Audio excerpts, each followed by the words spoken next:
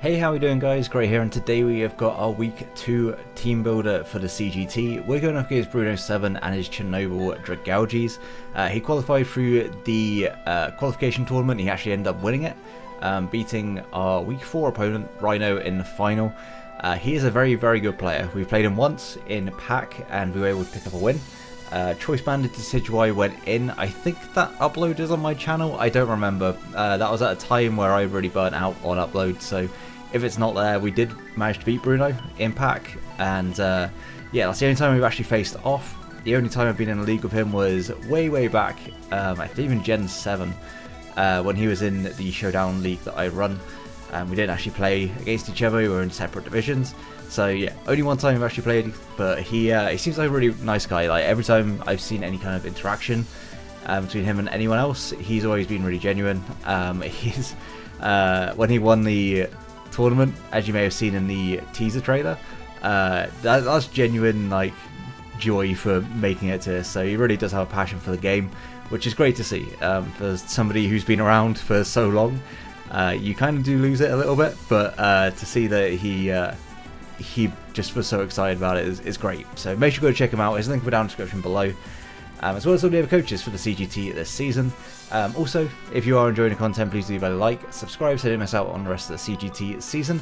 And with that out of the way, let's get into the team for this week. So first off, let's go through his team. He has got Zapdos, Jirachi, Gengar, Conkeldurr, Darmanitan, Haxorus, Miltank, Gastrodon, Slurpuff, Alolan Persian, Galarian Mr. Mime, and the Maractus. So first thing we want to look at is his offensive threats. What really puts in the work against me?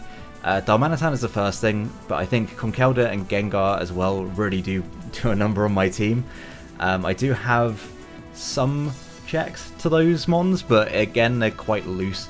Actually, I should probably mention before we get into that too much, we made some trades. We dropped the Oranguru that I made the thumbnail for our draft analysis. I dropped it after week 1.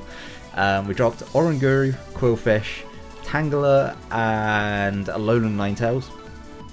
And we picked up Reuniclus, Tentacruel, Stoutland, and Togetic. I just felt like really having a good Psychic type was going to help me a lot after that week 1, where I kind of realised how much I struggle with Psychic types, with Buzzwole being my primary physical mon and not wanting to bring it because of the 2 Psychic types. At least it would give me like a better switch in. One that realistically can continually switch into Psychic types with reliable recovery or regenerator. Reuniclus was on the board. It fits my team really nicely. I think it gives me a nice Trick Room potential with that, or anti-Trick Room as it may be. Tentacruel I felt was just an upgrade from Quillfish, and it also, I needed some special defense, and Tentacruel definitely gives me that. It gives me like a blanket special wall. I say wall, it's not necessarily a wall, but it gives me that special defense that I needed. Stoutland is just kind of here. I really still wanted a normal type in my draft, so I picked up Stoutland. It was actually valued at 3, I believe, so it was kind of cheap and it made some sense on my team. And then we picked up Togetic, which it was a budget fairy. When I came to looking at budget fairies, it was like Alcremie at 4 or it was Togetic at 2. Realistically, there was nothing else there that was any good. I could have picked up Wigglytuff, but I felt like Wigglytuff was not really... It's not a mon that I get on with particularly well, so... Togetic I think is still pretty decent. It is a good bulky mon, similar to Galarian Corsola. It probably doesn't have a matchup, but at the same time it will be able to do work when I need it to, when I need that fairy type. My team doesn't necessarily rely on the fairy typing too much, like in terms of having physical check to a lot of dragons. I do have that. And Tyranitar and Buzzwole can both do that against most of the dragon types. On the special side, then Reuniclus and Tentacruel should be able to do that. So I didn't feel like the fairy typing was particularly great for me, or particularly necessary, I would say, for me. So yeah, that's the trades we made. But let's get back to the team builder here. Yeah, Gengar does a number on my team because my switch-ins being like Tyranitar, Stoutland, and probably Tentacruel. None of them really want to take Life Orb hits in terms of like a Shadow Ball into Focus Blast for Tyranitar, Shadow Ball into Thunderbolt for Tentacruel, and Shadow Ball into Focus Blast for Stoutland, or Sludge Wave into Focus Blast for Stoutland. So Gengar offensively does pressure me quite a lot. Conkeldurr immediately just pressures my Sandcore. Exodrille and Tyranitar are definitely scared by it. It's able to do a lot of damage to a lot of my team with knocking off boots on my Tornadus or my Thunderous would be really detrimental. Same with Cinderace. Pretty sure like any move into Mach Punch will knock out Cinderace. Excadrill has to be careful because of Mach Punch, and yeah, it generally just has a pretty good matchup. It's able to live hits from a lot of things. My switch-ins to it are probably only one of like maybe 3 mons, being Buzzwole, Galarian Corsola, and Togetic, and 2 of those don't want their item knocked off. So, and then we've got Darmanitan, which is the biggest threat to my physical wall Buzzwole. So definitely expect it to come. It can pivot out on Tyranitar, it can pivot out on Tentacruel, it can pivot out on Togetic, if they're the things that I decide I want to try and check it with. And yeah, then defensively, I think Zapdos looks really, really good against my team. Miltank actually looks pretty solid as well, albeit it does struggle to necessarily do too much in return. It does check my mons fairly well outside of Buzzwole, but then Zapdos kind of makes up for that. So yeah, Miltank could be a bit of a problem. Gastrodon also, I think defensively, it almost definitely has to come to this game to be able to check my Sandcore. It checks Cinderace, it can switch into Buzzwole, it can switch into Thunderous if I've not got Grass Knot. It can switch into Reuniclus if I don't have Energy Ball, so it switches into Tentacruel as well. Like, it switches into a lot of my team. My Grass type being a load and Exeggutor, and my Grass coverage being quite limited to things like Grass Knot, Energy Ball, on Torn, Thundy, and Reuniclus, realistically is all I got. Yeah, Gastro could be a bit of an annoyance. It could certainly just sit and wall out my team in this game, so I've got to be careful around that. Jirachi looks pretty decent in terms of a defensive piece here. I think it looks decent, it also kind of doesn't. I think it checks things like Torn and Thundy to an extent. It can be Calm Mind potentially to deal with a setup Reuniclus, but at the same time I think that's a 1v1 that I probably win with Reuniclus. I'm not entirely sure. I think it's just better for my lower tiers than some of his other defensive pieces. And then the rest of his team, Slurpuff, I don't expect to come. It gets outsped by my Sandcore, it loses to virtually everything on my draft. Alolan Persian could definitely come, being physically defensive with Foul Play, Knockoff, potentially Play Rough or Gunk Shot, depending on what he wants to necessarily hit with it.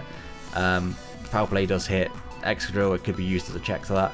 Galarian Mr. Mime doesn't have a matchup, just straight up doesn't. Outside of Tornadus and Thunderous, it loses to everything else. Maractus could potentially come. I don't think it's the biggest deal. I'd actually rather see a Maractus over something maybe like a Haxorus, because Haxorus I don't think has the greatest matchup, but like I say, my fairy type being Togetic means that it does kind of, it could spam Outrage, for free, and that would kind of suck. But a Maractus I think will just come if it's going to set up spikes. I think there's not a lot else Maractus really does in this matchup.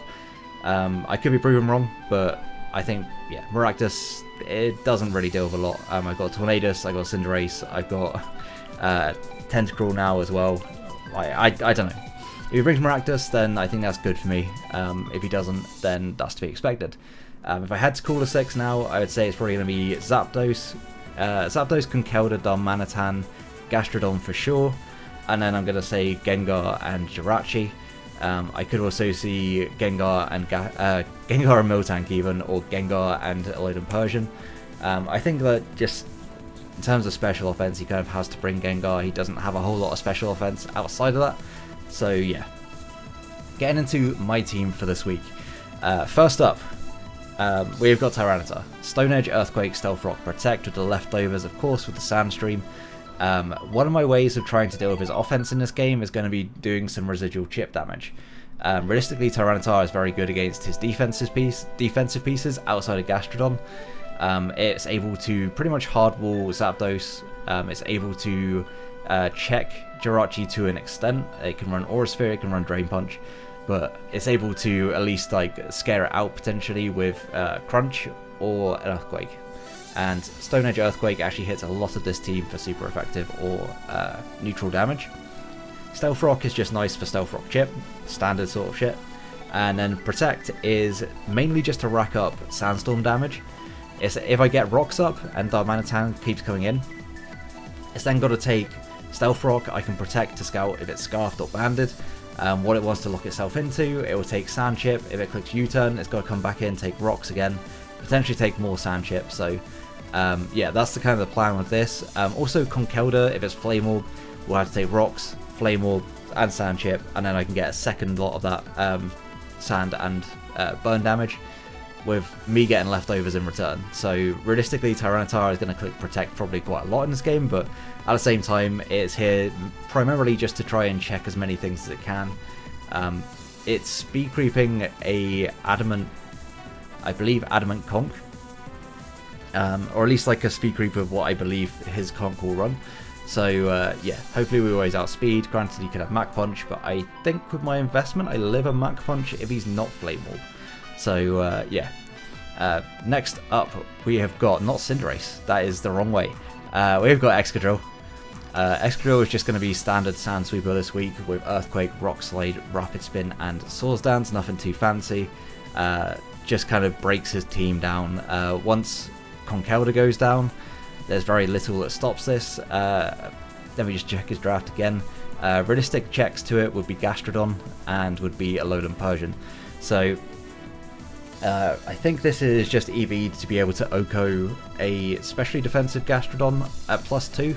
It could be physically defensive, but I don't think it is. I think it's specially defensive. There's no world in which I think I'm able to OHKO a more defensive Alolan Persian, so I wasn't going to invest for that, and I think Rock Slide will be able to OHKO at +2 a Zapdos. Outside of that, there's very little on his team that actually wants to take this on. It could be Maractus. Maractus does actually kind of check the set to an extent as well.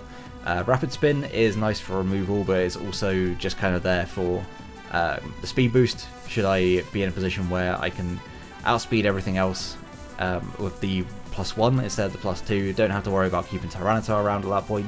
Could just Rapid Spin and try and break that way. Next up, we've got our Buzzwole.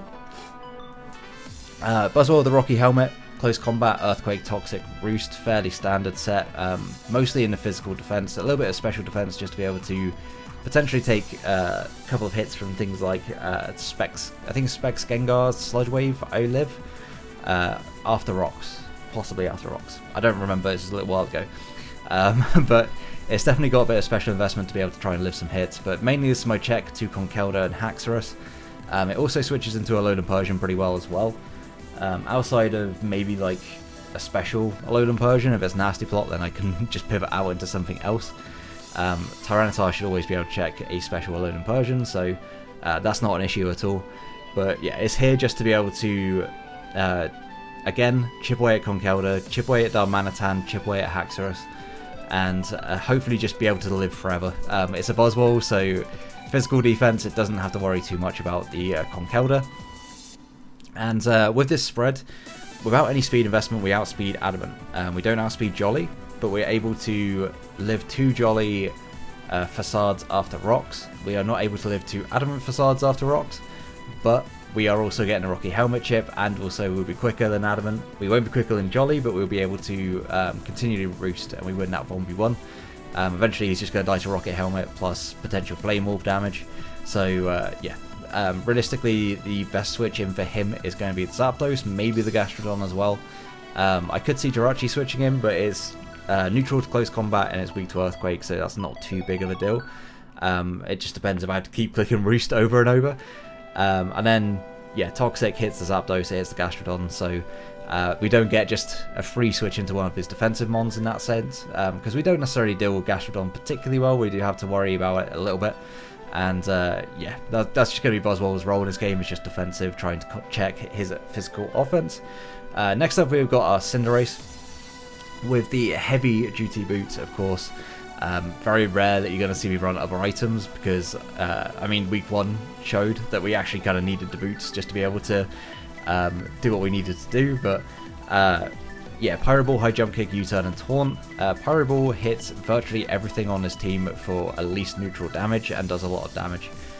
His switch-ins being Miltank and Gastrodon both don't really appreciate High Jump Kick too much. Also can just get pivoted on with U-Turn. And yeah, outside of that, there's very few things that actually want to switch in on this. Pyro Ball does a lot of damage. to everything. Even like defensive Zapdos is not really appreciating it. Considering Miltank and Gastro are his likely switch-ins, I can taunt that and then go out into either Buzzwole or like Tyranitar, and just be able to not worry about being toxic, not worry about them setting up rocks or recovering. So yeah, it just gives me that free switch where something that's not necessarily going to do too much damage, I can just pivot out into one of my other defensive mons and be able to hopefully either set up or be able to get Toxic off or be able to do some offensive damage depending on who I bring in. Next up we've got Reuniclus with the Colbur Berry. Psychic, Shadow Ball, Calm Mind and Recover Magic Guard ability this week with a very mixed defensive set, with enough offense I believe to be able to 2-hit KO a especially defensive Jirachi at +1 with Shadow Ball. The Colbur Berry is mainly for Conk, because a knockoff from Conkeldurr would knock me out, but a Facade won't. So the Colbur means that I can always get that hit off, and if Conk is a problem for my team, I will take the trade of Reuniclus for Conk. His Dark type being a Lowland Persian can't really touch me at all after the Colbur gets knocked off. Excuse me, unless it is a Nasty Plot variant, it's not going to be able to win a 1v1. Foul Play and Knockoff with my defense investment don't do enough to 3-hit KO me, so I can just literally Calm Mind, Recover pretty much until I'm +6, at which point Shadow Ball is going to do enough to be able to 2-hit KO it. So yeah, I don't see there being too many checks to this mon. Gengar coming in early on it could be a problem, but he has to risk a Psychic in that sense, and there's really not a lot else that can break me. Once I get a Calm Mind up with my, yeah, I think it's one Calm Mind, Gengar, unless it's Specs, will not be able to 2-hit KO me, or at least unless it's boosting items, so Spell Tag or Life Orb, will not be able to 2-hit KO me with Shadow Ball, and we can literally just Calm Mind up in its face, albeit we had to risk crits, but you know, we'll see where we get with that, if we are in a position where we need to risk a crit or not. I can always just knock it out with Psychic whenever I want, effectively, because it doesn't take a Psychic even at neutral, and I don't see him ever switching Gengar in, not unless he is expecting a Recover or a Calm Mind. I don't see Gengar coming in. And Reuniclus is one of the win cons this week. I think Reuniclus and Exodrille are going to be my win cons. Tyranitar, Buzzwole, and my last one, Tentacruel, are going to be my more utility-based pieces, and then you've got the offensive pivot with Cinderace. Tentacruel is realistically only really here to be able to firstly take a hit from Gengar. It's another mon that can take a hit from Gengar. And also it takes a hit from Darmanitan, or it's a switch into Flare Blitz from Darmanitan. So I can switch into a U-turn, I can switch into a Flare Blitz. The only thing I can't switch into is an Earthquake, which of course I got 4 ground weaknesses on my team, so there's a chance that Earthquake comes out, but at the same time with Buzzwole being there, he has to try and play around it. If he ever locks himself into Earthquake, then I can just go Buzzwole. If he locks himself into Flare Blitz, I can go Tyranitar, I can go into Tentacruel. If he goes and locks himself into U-turn, I have many switches into that, for whatever I think is going to get me the most momentum. Sludge Bomb, Knockoff, and Rest Talk. Yes, we're bringing another Rest Talk set this week. It won't happen next week, I'm sure. But yeah, I just wanted this to be a consistent check to Darmanitan. It means that he always has to click Earthquake if he wants to knock me out, and that gives me a free switch into my Buzzwole to be able to scare him out, and if rocks are up, he is going to be taking a lot of chip damage, and eventually Darmanitan is just going to fall to chip damage. That's what I'm hoping, at least. And Darmanitan, again, is one of the very few things that can break Reuniclus, so I do need that thing gone, and a lot of my team is kind of built around trying to prevent Darmanitan from being able to be too much of a nuisance to me. So yeah, Tentacruel, realistically, like, he did need the Water Stab. Sure, Scald would have been nice for burns, but at the same time, the only thing that's really burning is going to be the Haxorus that actually matters. Maybe the Jirachi matters as well, but knocking off Jirachi's item, knocking off Gengar's item, knocking off a potential heavy duty boots on Zapdos is going to be much more beneficial, I feel, for the long term. And Sludge Bomb hits Zapdos, it hits the Darmanitan of potential poison, it hits Haxorus for potential poison, same with Gastro, same with Miltank, and I guess Maractus as well gets hit by Sludge Bomb. Slurpuff, that as well. This kind of gives me a nice defensive check to Zapdos, to Slurpuff even. not to Zapdos at all. I would have to disagree with that one entirely. But yeah, it just gives me an all-round decent check to a lot of things on his team, and is able to get potential poisons off on a lot of things that are going to be a bit problematic for me, and knocks off items for things that Sludge Bomb doesn't necessarily hit. So yeah, that's going to be the team. Game plan, I think, is going to be early game, try and set up rocks, try and wear away at his offensive mons. Not too worried about his defensive mons, because I feel like I can break through them pretty okay with Exodrille plus Reuniclus. It's just going to be those offensive mons that really kind of threaten out Reuniclus. I mean, the upside is the ones that threaten Reuniclus don't entirely threaten Exodrille. If I can get to a position where Conk goes down and I'm able to chip Zapdos, chip Gastrodon, then Exodrille probably can just come in and sweep. But we'll see. Hopefully, when we get to the game, one of these game plans will work. But yeah, I think early game, set up rocks, try and start chipping away at things, bring in Reuniclus, set up Calm Mind, and hopefully win from there. Or set up Sand, bring in Exodrille, and then just try and win from there in that sense as well. So yeah, I'm looking forward to playing Bruno. Like I said, we've only played once, so yeah, I'm looking forward to finally getting a rematch. If you missed his week 1, he did actually pick up the win against Vepsis, so you know, strong first week for him. Gonna be tough to beat him, but I think we got a decent team. I'm actually very happy with this build. I think we've got a good chance. And yeah, if you enjoyed the video, please leave a like, subscribe so you don't miss out on the game. It'll be probably on the same day, actually thinking of my week. I might upload the team builder just before the battle, but if you subscribe so you don't miss the game, as well as the rest of the CGT season, and make sure to go check out Bruno, his link will be down in the description. And until the next one, have a great day, guys.